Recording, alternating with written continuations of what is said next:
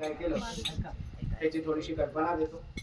उद्या आणि परवा काय होणार आहे याचा अंदाज देतो.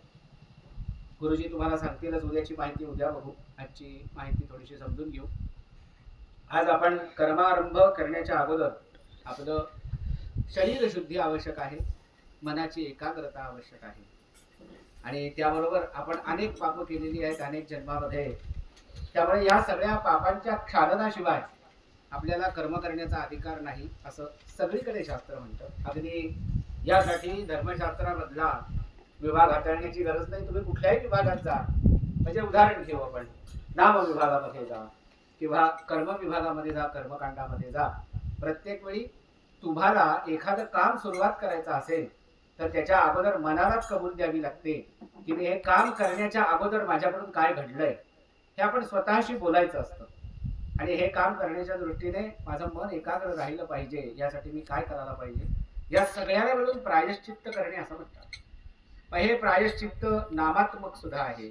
किंवा एखादं नाव तुम्ही 1000 वेळा घ्या तोपर्यंत कामाला सुरुवात होणार नाही. किंवा हे जे काम आहे हे काम सुरुवात करण्या अगोदर आपण पंचगव्याचं प्राशन केलं पाहिजे असं शास्त्रकार म्हणतो. त्याप्रमाणे आपण कर्माच्या आरंभाला अगोदर पंचगव्याची तयारी केली आणि त्यांच्याकडून संकल्प केला, माझ्या काय म्हणजे शरीर, मनाने, बुद्धीने, विचाराने समजा जर माझ्याकडून काही पाप घडला आहे आणि या पापामुळे मला हे जे काही कर्म करायचं आहे या कर्माचा अधिकार जरी प्राप्त झाला तरी कर्माचं संपूर्ण फळ मला मिळू शकणार नाही, कारण मध्ये प्रायश्चित्त विभाग मी केला नाही. त्यामुळे अगोदर मी प्रायश्चित्त करतो असा आपण त्यांच्याकडून, जे आपले यजमान होते त्यांच्याकडून पहिले संकल्प केला. त्याच्या अंगभूत कर्माचा अधिकार प्राप्त व्हावा म्हणून आपण एका गायीचं पूजन केलंय. ती द्रव्यरूपी गाय आहे, म्हणजे यथाशक्ती दक्षिणा समोर ठेवली आणि तिला गंधाक्षत फुल वाहिलं. आणि ही जी गाय आहे द्रव्यरूपी म्हणजे पैशाच्या स्वरूपात असलेली, हे मी आचार्यांना देतो आणि मला ह्या कर्माचा अधिकार मिळावा अशी मी गुरुजींना विनंती करतो. त्याप्रमाणे आपण गायी दानाचा संकल्प केला, गुरुजींना गाय देतो असा संकल्प झाल्यानंतर मम अधिकारः संपदः अस्तु इति भवन्तो ब्रुवन्तु असा एक शब्द म्हटला संस्कृत मधला. त्याच्यानंतर गुरुजींनी तुम्हाला अनुमती दिली, हो आपल्याला हे कर्म करण्याचा अधिकार आता प्राप्त झाला आहे. आणि त्यानंतर आपण पंचगव्याचं प्राशन केलं. पंचगव्य प्राशन करत असताना आपण मंत्र म्हटला, यत्वग अस्थिगतम पापम, तर यत्वग अस्थिगतम पापम. माझ्या देहापासून माझ्या अस्थिपर्यंत माझ्या देहाचे 7 भाग केलेले आहेत शास्त्रकारांनी. तर हाडापर्यंत गेलेलं पाप हे माणसाला पुन्हा पुन्हा जन्माला घालतो आणि हाडापर्यंत गेलेल्या पापालाच संपूर्ण पापी असं नाव आहे. तुमच्या आमच्याकडून काय घडलंय काहीही माहिती नाही आपल्याला. आपण एखादं कार्यक्रम करतोय त्याच्यामध्ये सुद्धा महत्वाचं काय तर दत्त याग करतोय. दत्त शब्दाचा अर्थ मी स्वतःला तुला दिलं आहे असा आहे मूळ.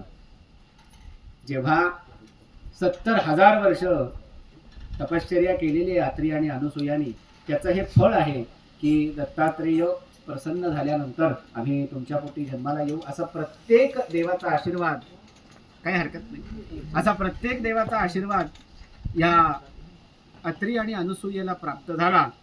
आणि ह्याच बरोबर आणखी सुद्धा काही ऋषीमुनींनी तपश्चर्या केली.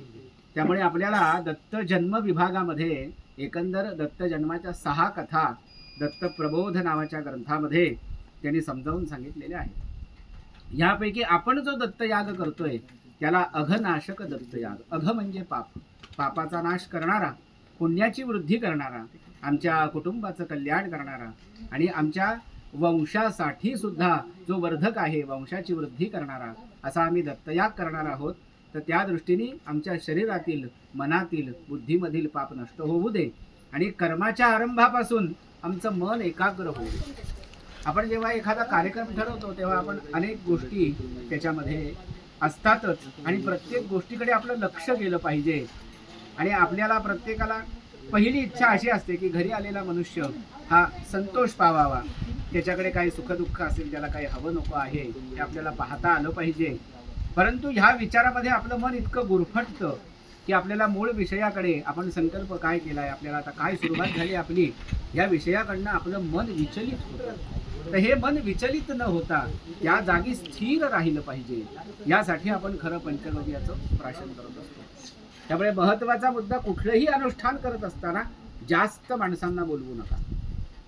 आपल्या मनाला असं वाटतं या कर्माचा पुण्यभाग सर्वांनी स्वीकारला पाहिजे, प्रत्येकाला दर्शन होऊ दे, परंतु त्यांचं दर्शन हा नुसता भाव न राहता मग त्यांचं जेवण खाण, त्यांचं उठणं, त्यांचं चहा पाणी या सगळ्यामध्ये एका माणसाचे फार वांदे होतात. त्याला लक्षात येत नाही, परंतु त्याचं मन त्या जागेवरून मात्र हल्लेलं असतं.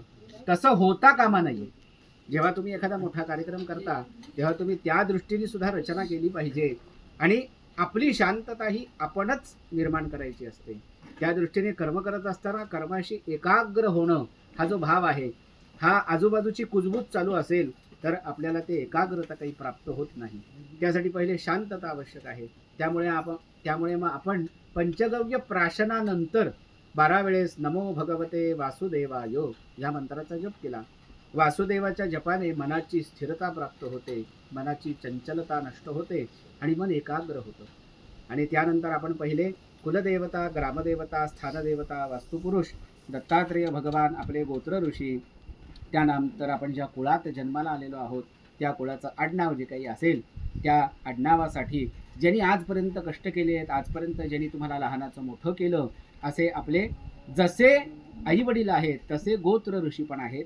ते गोत्र आणि ते ऋषी ह्या सगळ्यांसाठी विड्याचं पान, सुपारी, पैसा, गंधाक्षत फूल, हळद कुंकू असं सगळं वाहून सगळ्यांना नमस्कार केला आणि आपलेही आशीर्वाद माझ्या पाठीमागे असू देत, जेणेकरून हे कर्म करण्याच्या दृष्टीने माझ्या अडचणींचा नाश तुमच्या आशीर्वादाने होईल आणि मला या कर्मामध्ये स्थिरता प्राप्त होईल. याप्रमाणे आपण केल्यानंतर आपण पुन्हा एकदा आचमन करून या कर्माचा 3 दिवसाचा संकल्प केला. त्याच्यामध्ये सर्वात अगोदर आपण पंचांगाचं पठण केलं. पंचांग म्हणजे तिथी, वार, नक्षत्र, करण आणि योग या 5 भागांचा उच्चार करायचा आहे. आणि त्यानंतर आपल्या गोत्राचं, आपलं आडनाव आणि आपलं स्वतःचं नाव आणि मी कुटुंबासह असा संकल्प होतो. आत्मनः श्रुतिस्मृती पुराणोक्त फलप्राप्त्यर्थम मी माझ्या मनासह एकाग्रतेने माझ्या कुटुंबासह मम आत्मनः श्रुतिस्मृती, श्रुतींनी जे सांगितलेलं आहे आणि स्मृतींनी जे सांगितलेलं आहे त्याबरोबर पुराणाने जे सांगितलेलं आहे यासह माझ्या कुटुंबाचं कल्याण व्हावं. मी राहतो या घरामध्ये मला शांती सुख लाभावं, धनधान्याची समृद्धी व्हावी, दत्तात्रेयांच्या कृपाप्रसादाने माझं कुळ पावन व्हावं. आज आपण घरामध्ये सुद्धा थोडीशी सुधारणा केली आहे. त्यामुळे घराचा काही भाग पाडला, काही भाग नवीन केला. त्यामुळे ह्या वास्तुपुरुषाला त्याचे काही शिरस्कंद म्हणजे शिराचा भाग, हृदयाचा भाग, हे जे काही अवयव आहेत ह्या अवयवांना निश्चितच तोडताना धक्का लागला असेल. त्यामुळे ह्याचं जे काही माझ्याकडून झालेलं मला माहिती नसलेलं पाप जे आहे ह्या पापाचंही निरसन व्हावं म्हणून मी वास्तुदेवतेकरता सुद्धा वास्तुहोम करणार आहे असा आपण अंतर्गत संकल्प केला. याचबरोबर आपलं घर मोठं आहे, आपलं शेत आहे, शेतामध्ये अनेक देवता असतात. ह्या शेतांच्या देवता आपल्याजवळ काही झाडं आहेत. आपण अचानक काही झाडं सुद्धा तोडतो. जी काही झाडं तोडली आहेत तर त्याला हानीच किंवा त्याला सुद्धा वध असंच नाव आहे. आपल्या स्वार्थासाठी आपण केलेली प्रत्येक गोष्ट आज ना उद्या आपल्याला भोगावी लागते. त्यामुळे दुसऱ्याचा विचार करायला शिका असं आपल्याला अगोदर सांगितलंय. त्यामुळे इथे झाडाची प्रार्थना करायची असते. अगोदर झाड तोडण्या अगोदर झाडाला सांगायचं असतं, आम्ही तुला तोडत नसून तुला पुन्हा नव्याने दुसऱ्या जागी लावत आहोत. पण आपल्याला हे काही माहिती नसतं.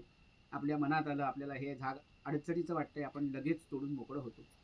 तर तिथे संकल्पामध्ये सुद्धा हा उच्चार केला की माझ्याकडून काही पुण्यवृक्ष आहेत ती सुद्धा तोडली गेली मला माहिती नसताना किंवा माझ्या स्वार्थासाठी, मला पर्याय नव्हता म्हणून मला ती तोडावी लागली.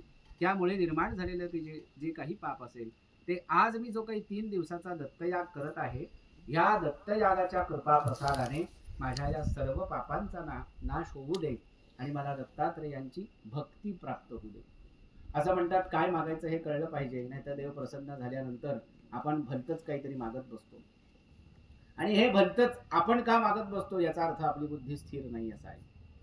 आणि हे ज्यांनी दत्तात्रेयांची किंवा इतर देवांची भक्ती केली त्यांना सुद्धा देव प्रसन्न झाल्यानंतर नक्की काय मागायचं हे सुद्धा कळलेलं नाही. खूप कमी लोकांना कळलं. आणि जे देवांजवळ कायमच राहिले त्यामुळे आपल्याला काय मागायचं हे कळण्यासाठी सुद्धा आपल्याला नाम घ्यावं लागतं आधी. पण ते नाम कुठल्याही स्वरूपाचं असू दे, माझी बुद्धी जर स्थिर झाली तर मला नक्की माझं कशात कल्याण आहे हे कळू शकतं. अन्यथा मी दुसऱ्याचं दुःख, माझं दुःख, कुटुंबाचं दुःख असं घेऊन हवं तेवढं मागत बसतो. मिळालं तरी माझा काही संतोष होत नाही. पुन्हा नव्याने मागावं असं वाटत राहतं.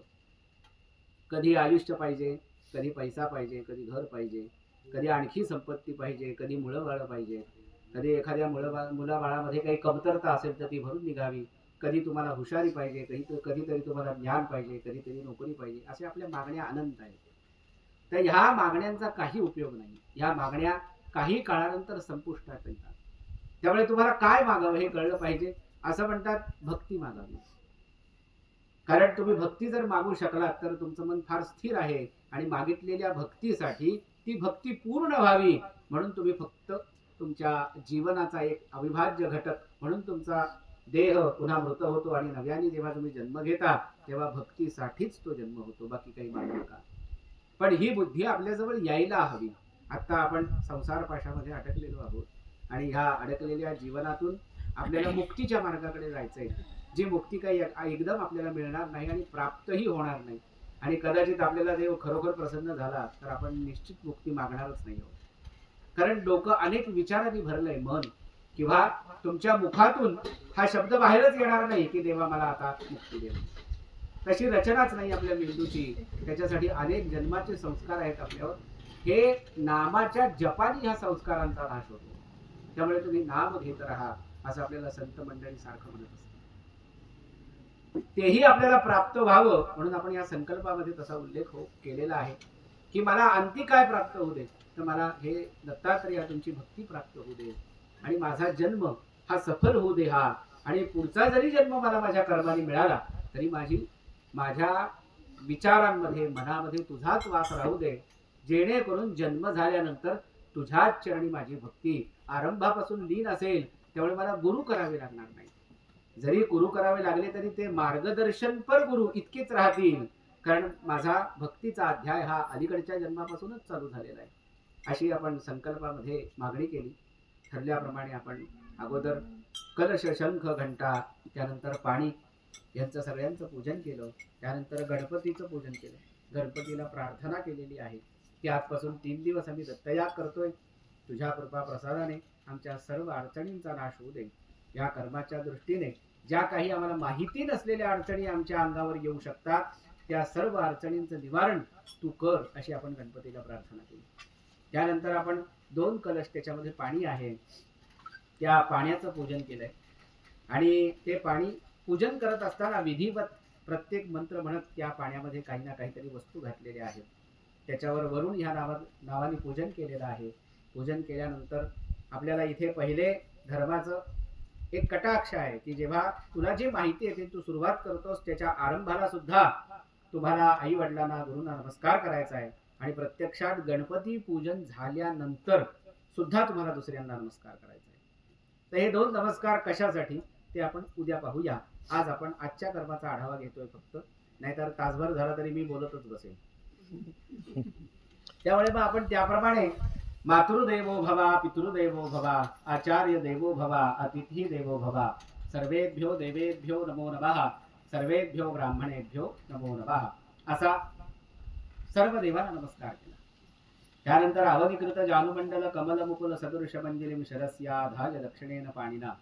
तर त्यांना असं सांगितलं होतं की गुडघ्यावर बसा, उमलत्या कमळाचा हाताचा आकार, करंगळीला करंगळी, अंगठ्याला अंगठा असं लावा. आणि हा जो भाग आहे हाताचा हा आपल्या डोक्यावर ठेवायचा आहे. तो का ठेवायचा त्याचं सुद्धा आध्यात्मिक उत्तर आहे. धर्मशास्त्रामध्ये कुठलीही गोष्ट कारणाशिवाय घडत नाही, त्याला काहीतरी कारण असतं. आणि काही गोष्टी मुद्रांनी सिद्ध होतात, काही गोष्टी हाताने सिद्ध होतात, काही गोष्टी मनामध्ये त्या देवतेचं स्मरण केल्याने सिद्ध होतात, काही गोष्टी तुमच्या नामस्मरणाने मुखाने त्याचं वाचन झालं पाहिजे.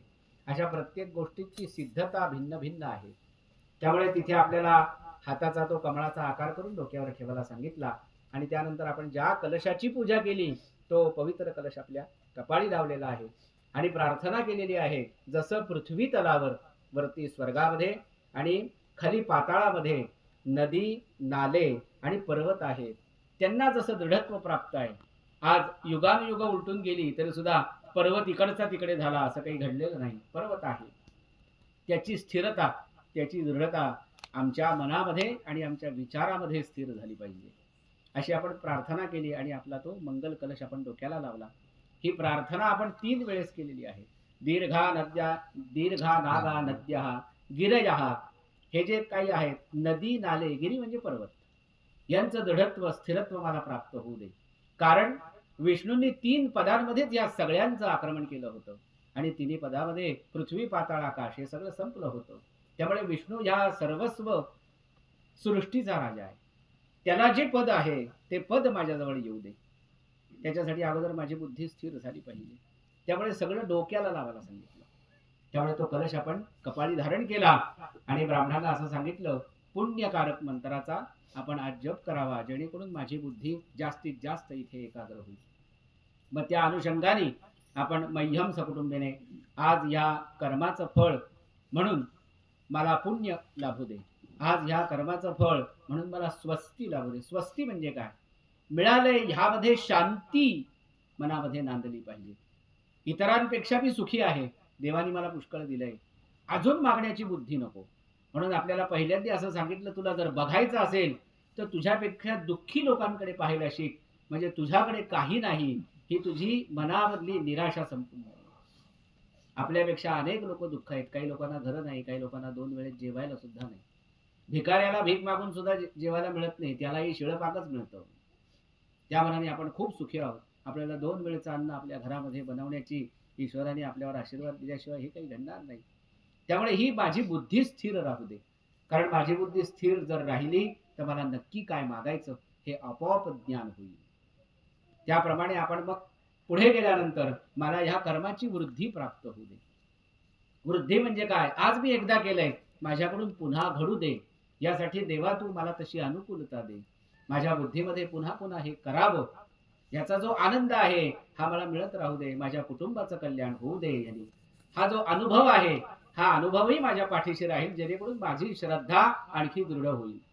असा तुम्ही प्रत्येक वेळी मागणी केली आहे. गुरुजींनी तुमच्या डोक्यावर अक्षता घातल्यात, फुलांच्या पाकळ्या घातल्यात आणि तुमच्या मागणीला ईश्वराच्या कृपेने मंत्राच्या आशीर्वादाने असंच होवो अशा अर्थाचं तुमच्या डोक्यावर अक्षता घालून तुम्हाला अनुमती दिली. त्यानंतर आपण दोन्ही कलशातलं पाणी मंत्रवत एका ताम्हणामध्ये घेतलं आणि तेच पाणी तुमच्या डोक्यावर शिंपडलं. मानवाचा विस्तार हा हृदयापासून नाही. मग हृदयामध्ये फक्त विचार होत राहतात, पण ह्या हृदयाला सुद्धा कंट्रोल करणारं वरती काहीतरी आहे, त्याला डोकं असं म्हणतात. त्यामुळे आपण एरवी नाही का नाव देतो प्रत्येक माणसाला राग आल्यावर, बिनडोक आहेस. म्हणजे याचा अर्थ तो काय करतो, तो काय मागतो हे त्यालाच माहिती नाही, वेड्यासारखं वागत बसतो. तर सर्व कंट्रोल इथे आहे, इथेच बुद्धी आहे, इथेच मेधा आहे. तुम्ही अग्नीची पूजा केल्यानंतर श्रद्धाम मेधाम यशः प्रज्ञाम विद्याम बुद्धिम श्रियम बलम आयुष्यम तेजम आरोग्यम देहि मे हव्यवाहन अशी अग्नीला प्रार्थना करतात. बुद्धीचे 14 प्रकार आहेत. या 14 प्रकारच्या बुद्धीमध्ये तुम्हाला नामस्मरणाने, पूजनाने, तुम्ही केलेल्या प्रत्येक देवतेच्या कृतीने किंवा तुम्ही केलेलं एखादं पारायण या बुद्धीमध्ये परिवर्तन करत असतं. बुद्धी सामान्य बुद्धी सामान्यच विचार करत असते. तिला फक्त आपल्याकडे काय नाही याचीच माहिती असते, त्याला म्हणायचं सामान्य बुद्धी. त्याच्या पुढची बुद्धी आहे ती थोडी विचारी बुद्धी असते. ती असं म्हणते आपल्याकडे खंडीभर गोष्टी नाही आहेत, पण आपण त्यातल्या 2-4 गोष्टी अशाच मागू ज्यांनी आपलं सगळं कल्याण होऊ शकतं. म्हणून आपल्याकडे सूत्र आलं, अन्न वस्त्र निवारा, या 3 गोष्टी तुमच्याकडे असतील तर तुम्ही सुखी आहात. अन्न कसं मिळालं पाहिजे हे जाऊ दे, पण वरण भात मिळतोय ना, सुखी आहोत. वस्त्र, अंगावर अंग झाकलं जातंय ना पुढे, त्याच्यात रंग किती, त्याच्यात प्रकार किती, एवढे हात घुसायचं नाही, नाहीतर मग सगळा गोंधळ आहे. आणि निवारा, राहायला घर. झोपडीत सुद्धा मनुष्य सुखी राहतो. संतांनी झोपड्याच बांधल्या, ते काही दुःखी नव्हते आपल्यासारखे. पण आपण कितीही मोठं घर झालं तरी सुद्धा आपलं दुःख तसंच राहतं. या घरामध्ये अमुक नाही, या घरामध्ये तमुक नाही. तर असं नको, आपण सगळ्यांपेक्षा जास्त सुखी आहोत. आणि ही स्थिरता जेव्हा मनाला बुद्धीच्या रूपाने प्राप्त होते तेव्हा या बुद्धीची मेधेमध्ये तुम्ही पुढे सरकता, या बुद्धीच्या विभागातून, आणि हळूहळू तुमची बुद्धी ही तेजस्वी होते. तुम्हाला देव नक्की काय आहे हे तुमच्या नामस्मरणाने आणि तुम्ही केलेल्या जपाने कळायला सुरुवात होते. त्यानंतर खूप उशिरा हे विश्वची माझे घर हे ज्यांना कळलं ते स्वतःच नव्हतेच कधी, आणि त्यांचे संस्कार धुळेलाच मिळाले. त्यांच्या बायकांनी हवी तेवढी नावं ठेवली त्यांच्या नवऱ्याला. हे आपण सगळं वाचलेलं आहे. कुठलीही गाथा काढा त्याच्यात हेच ऐकायला मिळतं. ही स्थिर बुद्धी ज्याच्यामध्ये विश्वाचं कल्याण, आणि विश्वातलाच एक मी आहे त्यामुळे माझं कल्याण त्याच्यातच आहे, काही वेगळं नाही. त्यामुळे आपल्याकडे मागणी करत असताना पुन्हा संकल्पामध्ये द्विपद चतुष्पद, तुम्ही दोनच पायाचे आहात, पण तुमच्या घरी कुत्री मांजरी किंवा ह्या व्यतिरिक्त गाई म्हशी असतील तर तुम्ही त्याच्या संकल्पामध्ये सुद्धा म्हणता चतुष्पद सहितानाम, माझ्या कुटुंबासहित मी पाळलेले प्राणी आणि माझ्या आजूबाजूला माझ्या जागेमध्ये जी काही मी झाडं लावलेली आहेत त्यांच्या कल्याणासाठी सुद्धा मी हा जो काही याग आहे हा करत आहे, माझ्या एकट्यासाठी नाही. संकल्पामध्येच हे उल्लेख आहेत आणि हा संकल्प काही बदलत नाही. उद्या सत्पुरुष जरी बसला तरी सुद्धा त्याच्यासाठी मम आत्मना हेच वाक्य राहणार आहे. कारण त्यांना काय नाही आपल्याला काय, त्यांना त्यांच्या देहाची पूर्ण अवस्था झाल्यामुळे आपल्यापेक्षा जास्ती माहिती आहे, ह्याच्यापेक्षा जास्त काही नाही. आणि ज्याला संपूर्ण कळलं त्याला ह्या जगामध्ये स्वतंत्र विचाराने जन्म आणि मृत्यू अशी त्याची स्वतःची एक कक्षा असते, तो त्याच्या मनाने जन्म घेतो. ती अवस्था ह्याहूनही भिन्न आहे. आणि त्या भिन्न अवस्थेमध्ये ऋषीमुनी आहेत की त्यांना जेव्हाला काय मिळतंय किंवा ते कुठे राहतात हा विषयच त्यांच्या चिंतनात नाही.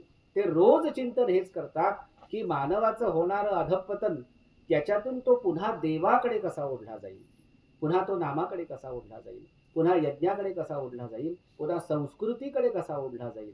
आणि हळूहळू एकोहम बहुश्यामहा ही जी काही ब्रह्मदेवाला झालेली इच्छा आहे, हा बहु अहम एकोश्यामहा या विचाराकडे कसा बळेल अशी दृष्टी आपल्याला यज्ञ देत असतं, किंवा नामस्मरण देत असतं, किंवा हवन देत असतं, किंवा पारायण देत असतं. आपल्याला हे सगळं मिळवायचंय, ह्याबरोबर भौतिक सुख मिळवायचीच आहे, त्याला अंत नाहीच आहे. ती पण मिळवायची, पण ती थोडी लागतात, त्याशिवाय माणसाची बुद्धी म्हणे तेजस्वी होत नाही. आनंदच आहे सगळा. चांगलं खाल्लं शेतातलं तर बोंब मारणार, पण हॉटेलातलं खाल्ल्यावर सुखी होणार. काय गंमत आहे. त्याला तिकडचं खात असताना वा वा वा इंद्रिय पुष्ट्यर्थम, जिभेला चांगलं लागतं, चवीला चांगलं लागतं म्हणून तो तिकडे कौतुक करतो आणि घरामध्ये शिव्या लागतो, हे नीट केलं नाही, ते नीट केलं नाही. तर तुमचं जे काही आहे याच्यावर सुद्धा तुम्ही श्रद्धेने जगला पाहिजे. जे मी खातोय ते सुद्धा ईश्वर कृपेने छानच आहे. दोन गोष्टी चांगल्या असतील, दोन गोष्टी वाईट असतील, बाजूला सोडा. अन्न जेवत असताना आपल्याकडे प्रत्येक वेळे काही ना काहीतरी कृती सांगितली. हरी भोजन आहे, हरी भोजन, हरीचं भोजन असा शब्द आहे बघा. तुम्ही जेवता असलं काही नाहीये. त्यामुळे तुम्हाला प्रत्येक नावाबरोबर देवाचं नाव घेत घास घ्यायला सांगितलं. आपल्याला जमणार नाही, सोडून द्या, पण सारखं सारखं ऐकावं लागतं. आज नाही उद्या जमेल. कधीतरी इच्छा होईल अरे गप्पा मारण्यापेक्षा देवाचं नाव घेऊन घास खाऊ. त्यासाठी रोज कानावर पडलं पाहिजे आपल्या, म्हणजे ते एक दिवस बुद्धीच्या आतमध्ये जाईल कानातून. नाही तर इकडून तिकडून गेले वारे तळी पुंकरी सोनार. तसंही होता कामा नाही. थोडं आज जाऊ दे, आज नाही उद्या आपल्याकडून कृती होईल. हेही या यज्ञामध्ये अपेक्षित आहे. जे तुम्ही ऐकाल, जे तुम्ही म्हणाल त्यानेच तुम्ही तरणार आहात, बाकी कशानेही करणार नाही. सगळे स्वार्थी आहेत. धर्मशास्त्राचं असं म्हणणं आहे, माझं वैयक्तिक म्हणणं नाहीये. आज ना उद्या माणसाची प्रबळ इच्छा होते आणि केलेली प्रत्येक गोष्ट तो स्वार्थापोटी केलेली आहे हे स्वतःच्या तोंडानेच कबूल करतो. त्याला कुणीही कबुली देण्याची गरज नाहीये. पण ही स्वार्थी बुद्धी नष्ट झाली पाहिजे. रामदास स्वामींनी त्यांच्या ग्रंथामध्ये हेच जास्त सांगितलंय. मन कसं आहे आणि त्याची स्वार्थी बुद्धी कशी आहे, त्याचा नाश होऊ दे, नाही तर अन्यथा आमच्या ह्या जगाचं कल्याण होणार नाही, माझं त्याहून होणार नाही. कारण मी ह्या जगामध्ये राहणारा एकच मनुष्य आहे आणि जगाचं कल्याण म्हणजे तुमच्यासह अनेकांचं, ही तुमची मागणी आहे. ह्या बुद्धीने आपण यज्ञ करतोय. त्यामुळे तिथे अभिषेकाचं पाणी तुमच्या डोक्यांवर शिंपडलं गेलं, जेणेकरून तुमची बुद्धी, तुमची मन, तुमची चित्त यांचा हा जो काही प्रक्षोभ झालाय, अनेक बाजूला अनेक विचारांनी हे जे काही गोंधळलेलं आहे, हा गुंता नष्ट होऊ दे म्हणून तुमच्या डोक्यावर अभिषेक करायला सांगितलं. नाही तर आपण पायावर पाणी घेतो की, हातावर करायला सांगितलं असता, खांद्यावर करायला सांगितलं असता, डोक्यावरच. त्याचं पण कारण हेच आहे. जिथून बुद्धीची कक्षा चालू होते आणि सद्विचार येतील आणि ते हळूहळू हृदयामध्ये नांदतील आणि माझ्या इंद्रियांकडून ती कृती चांगली घडेल असे विचारच जर मला उत्पन्न झाले तर त्या विचारापासून मी लांब जाऊ नये. म्हणून तुम्हाला हाताने कृती करायला सांगितली, तोंडाने नामस्मरण करायला सांगितलं, डोक्यावर हात ठेवून कमळाच्या आकाराची कृती करायला सांगितली, डोक्यालाच कलश लावला आणि आता त्या कलशातलं पाणी तुमच्या अंगावर शिंपडलं. तुमच्या ह्या विचारबुद्धीचा आणि गुंतलेल्या बुद्धीचा नाश होवो आणि तुम्ही एकाग्र व्हा. इथे पुण्याहवाचन नावाचा विधी संपतो. त्यानंतर तुम्ही मातृका पूजन करता. ब्रह्मदेवाने सृष्टी निर्माण केली असं सांगितलं जरी असलं तरी ब्रह्मदेवाला काही एकट्याला सृष्टी निर्माण करता आली नाही. त्याला काही शक्तींचा आधार घ्यावा लागला. त्यासाठी त्यांनी तपश्चर्या केलेली आहे. ब्रह्मदेवाची तपश्चर्या सुद्धा 60,000 वर्षाची आहे. त्याच्यानंतर त्याला काही चैतन्य शक्ती प्राप्त झाल्या आणि ह्या सगळ्यांचा आधार घेऊन त्यांनी ही सृष्टी निर्माण केलेली आहे. तर त्याला सृष्टी निर्माण करण्यासाठी ज्या ज्या गोष्टी लागल्या आणि जे जे काही घडलं आणि त्याच्याजवळ ज्या ज्या शक्ती आल्या त्या सगळ्या शक्तींची पूजा म्हणजे आपण मातृका पूजन करतो. त्याच्यामध्ये 27 देवता आहेत, 4 पुरुष देवता, बाकी सगळ्या स्त्रियाच आहेत. तरी पण त्याला अनेक वचन आहे. मातृका, आईची पूजा असं आपण मराठीत म्हणतो. त्याच्यामध्ये आपल्या कुलदेवतेची पूजा होते. अशी आपण मातृकांची पूजा केली. त्यानंतर आज सगळे जिवंत आहेत, सगळ्यांसाठी संकल्प केला, मातृकांची पूजा केली, ज्यांना आपण कधीही पाहिलेलं नाही.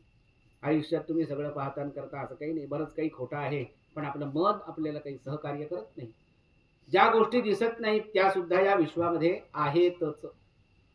त्याची साक्ष घेण्यासाठी आपली प्रवृत्ती तशी बळावली पाहिजे आणि आपल्याकडून साधना घडली पाहिजे. त्याशिवाय सहजासहजी काहीही दिसत नाही. जसं योगी लोक आहेत, याच्यासाठी तुम्हाला हिमालयातच जायला पाहिजे असं काही नाही. काही लोकांच्या घरी सुद्धा समाध्या आहेत, 8-8, 10-10 पुरुषखोर खाली. त्यांचेच पूर्वज समाधीसाठी बसलेले आहेत. काही लोकांच्या घरी साधू संतांच्या समाध्या आहेत, काही लोकांच्या घरी सत्पुरुषांची समाधी आहे, काही लोकांच्या घरी एखाद्या त्यांच्याच कुळातील व्यक्तीने संन्यास घेतला आहे त्याची सुद्धा समाधी आहे. या समाधीमध्ये असलेल्या पुरुषांना सुद्धा कुठेतरी मला मुक्ती मिळाली पाहिजे अशी अपेक्षा असते. पहिले हे लक्षात घ्या की एखादी व्यक्ती गेली म्हणजे ती मुक्ती व्यक्तीला गेली हे डोक्यातून काढूनच टाका, कारण मुक्ती इतकी सोपी नाहीच आहे. ती मुक्तीला गेली या शब्दाचा अर्थ ह्या जन्मामध्ये तिचं कार्य संपलंय, आता ती मृत पावली, ह्याला मुक्ती म्हटलंय शास्त्राने. मुक्ती म्हणजे पुन्हा जन्म नाही, ती खूप लांब व्याख्या आहे, ती आपल्यासाठी उपयोगाची नाहीच आहे आता. पण ती मुक्ती मला मिळायला पाहिजे याच्यासाठी तुम्हाला प्रयत्न करावे लागतात. जसं आपण बघा शाळेतल्या मुलाला सांगतो, उद्या तू मोठा होशील, तुला चांगल्या ठिकाणी नोकरी लागली पाहिजे, मी तुझ्यासाठी खर्च केलाय. हे आई बोलत नाही, हे सगळं मनात असतं, बापाच्या मनात असतं. कधीतरी मुलगा चुकला की आईला बोलायला लागतं, पण हे सगळं कशासाठी चाललंय? त्या मुलावर चांगले संस्कार. मला जे शिकता आलं नाही ते माझ्या मुलाला शिकायला मिळू दे. मला ज्या गोष्टी मिळू शकल्या नाहीत त्या माझ्या मुलाला मिळू दे, माझ्या मुलीला मिळू दे. त्यासाठी आपण उत्तम प्रकारचं शिक्षण घेतो आणि मुलाला मोठं करतो. तो नोकरीला लागला, त्याचं लग्न झालं की आपल्याला असं वाटतं चला त्याच्या आयुष्यामध्ये काहीतरी चांगलं तर घडलं. आमच्यासारख्या कष्टातून त्यांची पुढे जाण्याची वृत्ती नाहीये, त्यांच्यावर चांगले संस्कार आम्ही करू शकलो आणि आमच्यापेक्षा ते उत्तम शिकले. ही जी वृत्ती आहे ह्या वृत्तीलाच विचारी वृत्ती असं म्हटलंय. दुसऱ्यासाठी झटणं, मग ते आपलं कुळ का असेना, आपल्यापेक्षा त्याला जास्त बलवान बनवणं, यज्ञाच्या दृष्टीने म्हणा, विद्येच्या दृष्टीने म्हणा, कामाच्या दृष्टीने म्हणा, विचारांच्या दृष्टीने म्हणा, हे सगळं तुम्हाला प्राप्त होतं मातृकांची पूजा आणि आपल्या पितरांची उपासना केल्याने. त्यामुळे आपण मातृका पूजन झाल्यानंतर आपल्या गेलेल्या लोकांना गंधाक्षर फूल, सुपारी, पैसा असं सगळं हातावरून सोडतो आणि गेलेल्या लोकांना स्मरण करतो. माता पिता मही चैव तथैव प्रपितामही. पिता म्हणजे आपल्या वडिलांचे आई वडील आजोबा, आई आजी पणजी, आणि आपल्या बायकोचे आई वडील आजोबा, आई आजी पणजी त्यांच्या बाजूची. कारण याशिवाय मुलाचा जन्म नाही, त्या जन्माशिवाय सार्थकता नाही. जन्म झाल्यावरच मोक्ष आहे. त्याच्यात सुद्धा दुर्लभम मनुष्य देही नाम, म्हणजे तुमचा जन्म हा स्त्री पुरुषांपैकी एक पाहिजे, जनावरांचा होऊन उपयोग नाही, कारण त्यांना साधना करता येत नाही. म्हणजे आपण कितीतरी पुण्यवान, म्हणून आपल्याला आज स्त्री किंवा पुरुषाचा म्हणजे मनुष्याचा जन्म आला. बा हा मनुष्य जन्म हा जर दुर्लभ आहे शास्त्रकार म्हणतो, तर हे पुण्यकारक कसं होईल माझ्या दृष्टीने. यासाठी यज्ञ विभागामध्ये प्रत्येक ठिकाणी तुमच्यासाठी तुमचे आई वडील आणि तुमचं कुलदैवता आणि त्याच्याबरोबर तुमचे गेलेले पितर यांचा ठाई ठाई आशीर्वाद घ्यावा लागतो. अन्यथा सांगण्यासारखं पुष्कळ आहे मला, असं 2-4 तास सुद्धा कमी पडतील अनुभवाची उत्तरं द्यायची असतील तर. एक कथा सांगतो. आमचे गुरुजी पुण्यामध्ये राहत होते. त्यांना काही त्रास व्हायला लागला. त्रास झाल्यानंतर त्यांच्या पाठीमागे एक आपण ब्रह्मचैतन्य गोंदवलेकर महाराज माहिती आहेत सगळ्यांना, त्यांच्या बरोबरचे साधक म्हणजे काही कालखंडानंतर ब्रह्मचैतन्य गोंदवलेकर महाराज गेले आणि त्यांच्या शरीरामध्ये यायला लागले, प्रवेश व्हायला लागला. आणि मग ते जेव्हा त्यांच्या शरीरामध्ये प्रवेश होईल तेव्हा लोकांना माहिती असेल, कारण तिथून पुढे त्यांची वाणी बदलत असेल आणि महाराज बोलतायत असं तुम्हाला ऐकायला येईल. जसं आपण म्हणतो ना की आता त्यांच्या शरीरात शक्तीचा संचार झाला, किंवा नवरात्रात आपण पाहतो बायकांमध्ये काहीतरी घडतं वेगळं, तसं त्यांच्या शरीरामध्ये संचार झाला. आणि आमच्या गुरुजींच्या ज्या सौ होत्या ते दुःखाचं निवारण करावं म्हणून तिकडे गेल्या.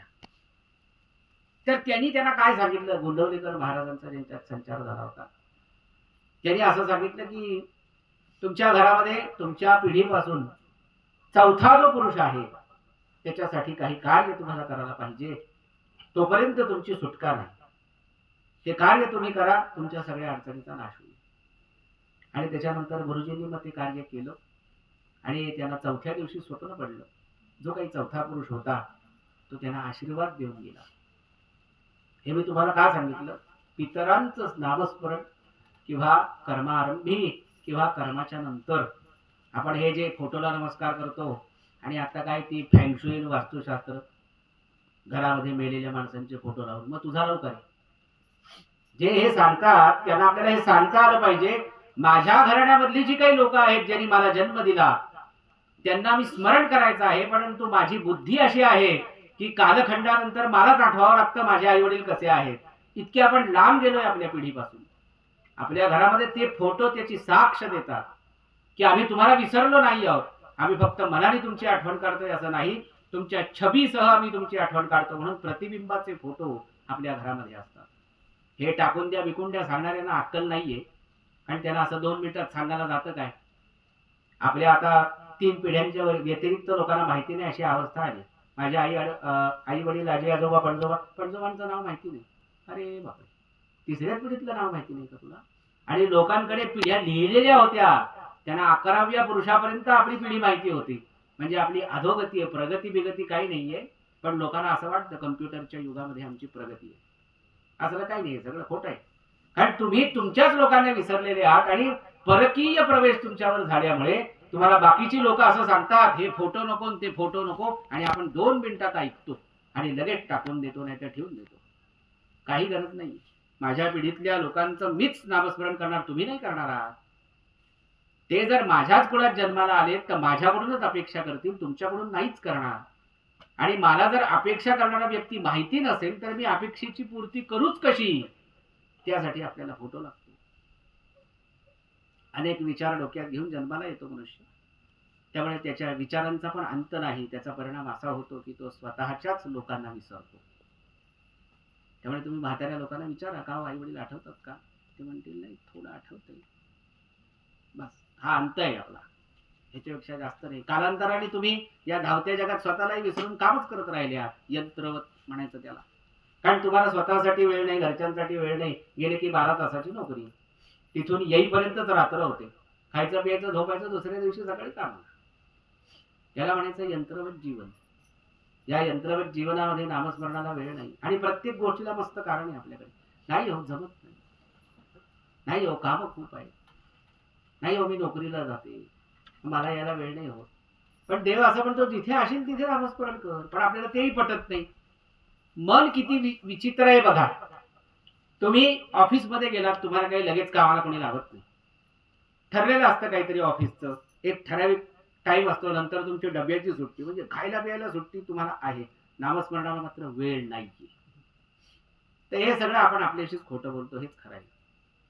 तुम्हाला ऑफिसमध्ये त्या खुर्चीवर बसल्यानंतर तुम्ही जर मनामध्ये नामस्मरण केलं तर कोणी तुम्हाला हटकणार नाहीये. कारण हल्ली कानात बोळे घालून गाणी ऐकत काम करतातच की लोक. तसंच आहे, नामस्मरण मनामध्ये चालू आहे आणि तुम्ही बाहेर काम करताय, अवघड काही नाही. पण जमत नाही ते, कारण अंगवळणी नाहीये. त्यामुळे शरीराच्या आत नामाचा प्रवेश नाहीच झालेला, फक्त मुखामध्ये नाव आहे, म्हणून त्याला यंत्र असं म्हटलं. तो इथे पण नाहीये, शरीराच्या आत पण नाही, त्यामुळे हृदयात पण येत नाही. इथे नाही म्हणजे आठवणीत येत नाही. फक्त नाही म्हणाला बुद्धी बरोबर काम करते. नाहीची 1000 कारणं तुम्ही देऊ शकणारच आहात, तर ही बुद्धी नष्ट झाली पाहिजे, हेच सारखं मागणं आहे. आणि पितरांच्या आशीर्वादाने आणि मातृका पूजनाने या बुद्धीमध्ये फरक होतो. त्यामुळे देवाचं नामस्मरण करत जा, पितरांची आठवण काढत चला. तुम्ही त्यांची आठवण काढली म्हणजे ते काही रिटर्न बिटर्न येत नाही, काही काळजी करू नका. आपल्यामध्ये एवढी ताकदच नाहीये की त्यांना आपण रिटर्न बोलवू. ते गेले पुढे आणि त्याला कळणार सुद्धा नाही एका जन्मात गेल्यानंतर आपण मागच्या जन्मी कोण होतो, आपल्यालाच नाही माहिती, त्यांना कुठून माहिती असणार. त्यामुळे नामस्मरण या शब्दाची व्याख्या फक्त देवाला अनुसरून नाहीये. तुम्ही जेव्हा भूतलावर जन्म घेता तेव्हा प्राणी मातरांसाठी सुद्धा तुम्ही काहीतरी करायला पाहिजे. म्हणून आपल्या घरामध्ये बघा, तुम्ही एखादं काम केलं, लग्न आहे, मुंज आहे म्हणा, तुमच्या घरामध्ये तेव्हा कुलदेवतेचं काहीतरी आहे, तर तुम्हाला 1 घास गायीसाठी काढ, 1 घास पक्ष्यांसाठी काढ असं सांगितलंय. म्हणजे तुम्ही एकटे अन्नाचे भागीदार नाहीच आहात, तुम्हाला सगळ्यांना देऊन मग खायचं आहे. ही आपली बैठक आहे, याला हिंदू संस्कृती असं म्हटलं.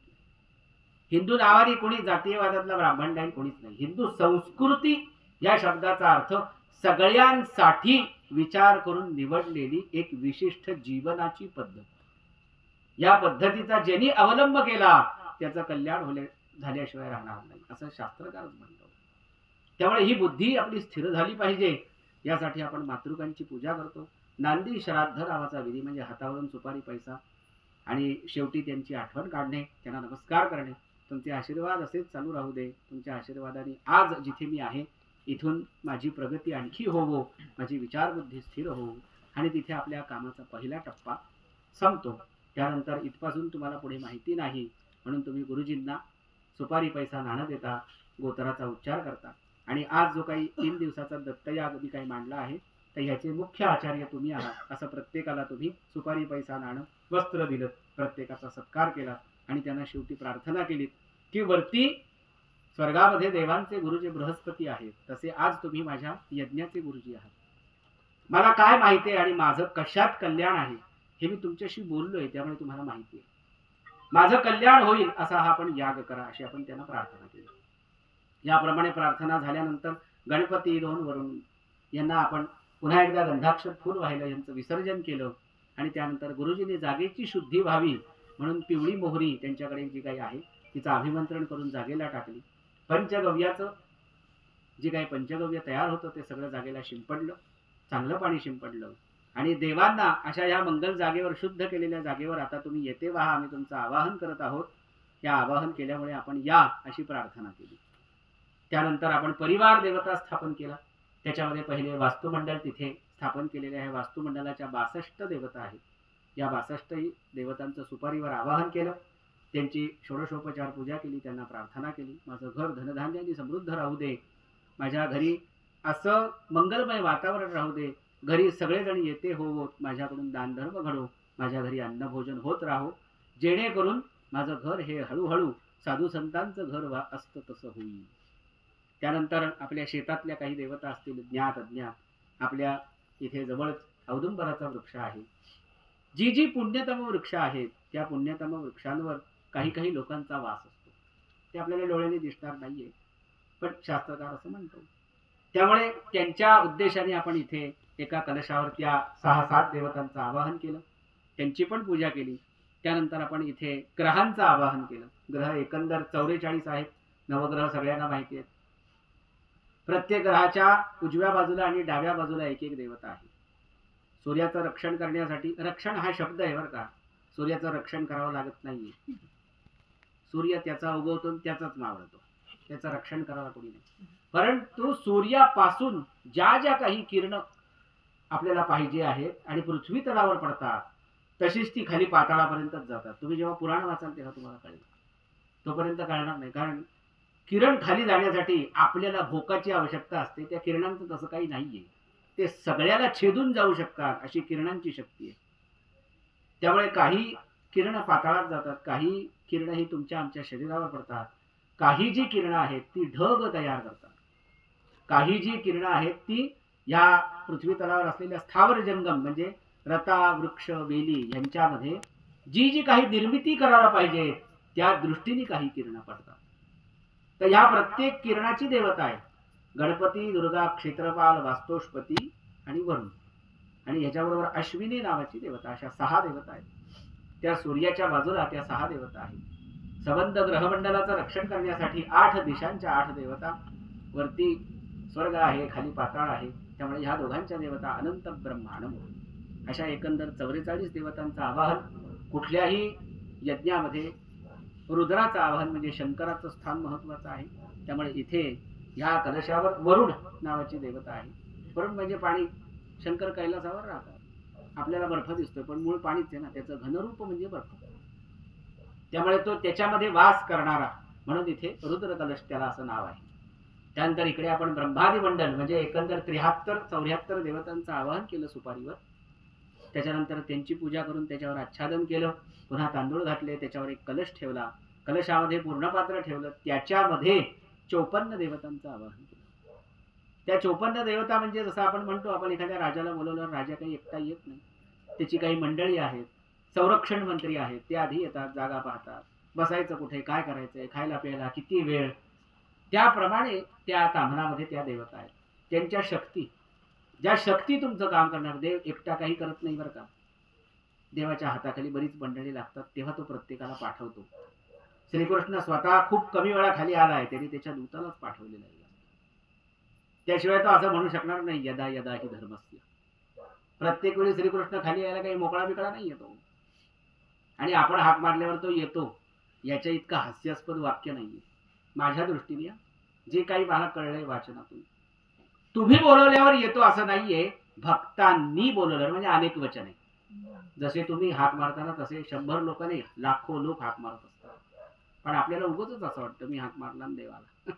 सगळीकडे अहंकार, तोच नाश करणार नक्की. त्यामुळे इथे त्या दत्तात्रेयांच्या बोलवण्याच्या अगोदर आपण त्या शक्तींचं आवाहन केलं, त्यांची पूजा केली, मग दत्तात्रेयांचं आवाहन केलं, त्यांची षोडशोपचार पूजा केली. आपला पहिला टप्पा इथे संपला सकाळच्या सत्रातला. मग आता आपण आल्यानंतर पुन्हा एकदा सायंकाली दत्तात्रेयांची म्हणजे पंचोपचार पूजा केली दत्तात्रेयांसाठी. त्रिशती म्हणजे रुद्राचा प्रत्येक मंत्र त्याच्या शेवटी नमः असं म्हणून आपण त्यात पुष्प समर्पण केलं, तुमच्याकडून हळदी कुंकू वाहून घेतलं. आता ते हळदी कुंकू इथे दत्तात्रेयांच्या पायावर आपण सोडणार आहोत, आणि तिसऱ्या दिवशी ते प्रसादाचं कुंकू मग तुम्ही घेऊ शकता, कपाळी लावू शकता, कुणाला देऊ शकता, असं असेल ते प्रसाद स्वरूपाचं होईल. याप्रमाणे मग आपण आजचा कार्यक्रम, त्याच्यानंतर आरती, मंत्रपुष्प, त्याच्या अगोदर आम्ही दत्तात्रेय त्रिगुणात्मक आहेत, ब्रह्मा विष्णू महेश, म्हणून त्यांना जी काही सूक्त सांगितलेली आहेत त्या सूक्तांचं पठण केलं. त्याच्याबरोबर असं म्हटलंय की ईश्वर एकटा कार्य करत नाही, तो शक्ती विना मृत आहे. त्यामुळे प्रत्येक देवाची शक्ती आहे. जशी विष्णूंची शक्ती लक्ष्मी आहे, शंकराची शक्ती पार्वती आहे, ब्रह्मदेवाची शक्ती सरस्वती आहे. मग याही तिघींना अनुसरून काही जप विभाग आहे, तो केला, आरती म्हटली आणि आपण देवाला प्रार्थना केली. आजचा आपला कार्यक्रम इथे संपलेला आहे. यथाशक्ती सांगण्याचा प्रयत्न केला आहे आपण काय केलं ते. याच्यावर मी दिवसेंदिवस सुद्धा बोलू शकतो बरं का, कारण मला घड्याळाचं बंधन नाही.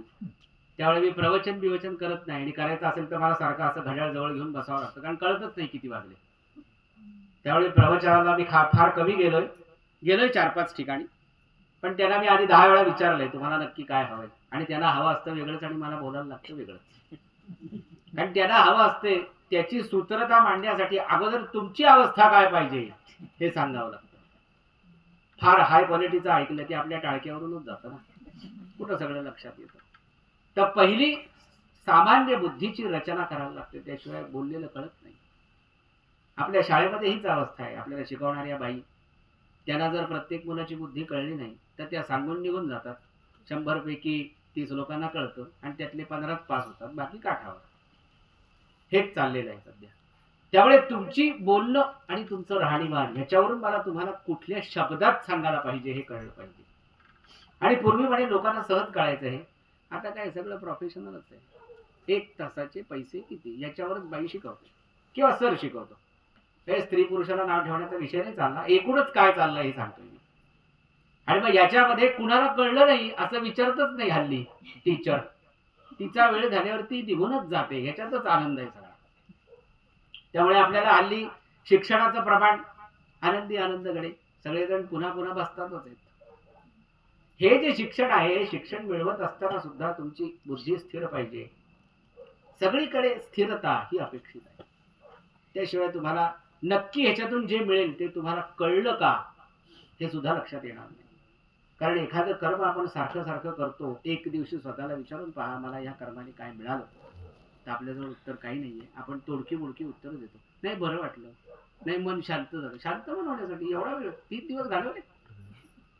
तर याच्यापेक्षा जास्त काही मिळालेलं असतं, पण बुद्धीमध्ये रचना नसल्यामुळे आपल्याला ते सांगता येत नाही, माहितीही पडत नाही.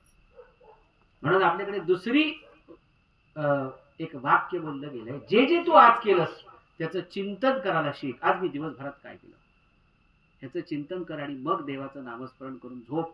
म्हणजे काही कालखंडानंतर तुला काय मिळालं हे तुला त्याच दिवशी कळेल. नाहीतर नकळत कर्म करण्याची वृत्ती सगळीकडेच आहे, चालूच आहे. आणि यंत्रवत जगतामध्ये मला काय मिळालं असा प्रश्न विचारणे अगोदरच लोक उत्तर देऊन टाकतात की मला आज खूप मस्त वाटलं. ठीक आहे, आनंद आहे, आम्हालाही मस्त वाटलं, दुःख आनंद. मस्त वाटलं हे उत्तरच नाहीये. आतमध्ये काही बदल झाला का, बुद्धीमध्ये काही घडलं का, विचार प्रणाली तुमची बदलली का? जे तुम्ही ह्याच्या आधी ऐकलं नाही ते आज ऐकल्यानंतर आपण चुकलोय, या गोष्टी आपल्याकडून आधी घडल्यात, पुढे होता कामा नाहीये, याच्यासाठी इथे काही हालचाल झाली का विचारांची, तेव्हा म्हणायचं मला काहीतरी कळलंय आणि मी काहीतरी इथून घेऊन जाईन. तोपर्यंत आपण नुसते ऐकतच असतो.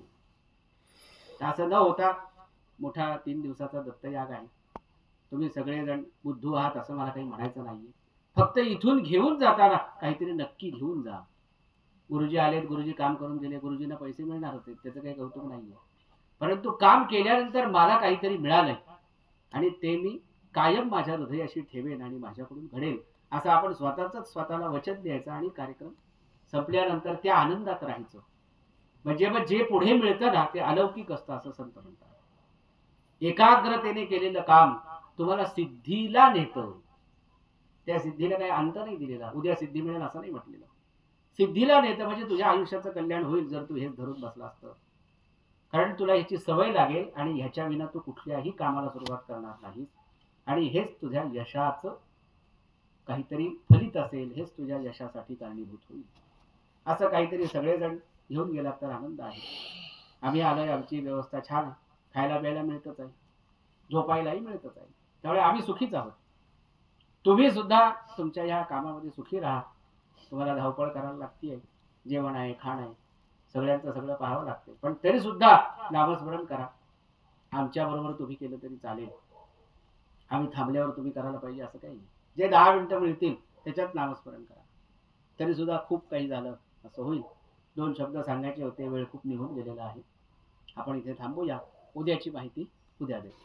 अवधूत चिंतन श्री गुरुदेव दत्त.